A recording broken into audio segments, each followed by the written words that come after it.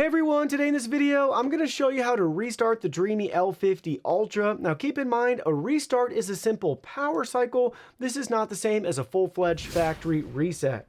If you're interested in the Dreame L50 Ultra, the link to it will be in the video description. So first thing we have to do is to make sure that our unit is on. So our unit is on right there. The middle center button is going to be our power button. We're going to reboot, restart, whatever you want to call it, by pressing down that button for a couple of seconds here.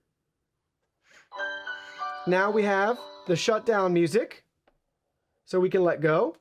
Watch the lights here, they'll eventually change. They just went off.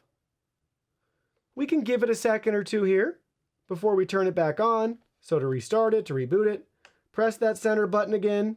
Now watch the lights. They just came on, I'm going to let go. They're going to be blinking. You can see them flashing there. Startup music. Lights are still blinking. Welcome to Use Dreame Robot. Please open Robot's cover and scan QR code to download Dreame Home app to view more operations. So, welcome prompt.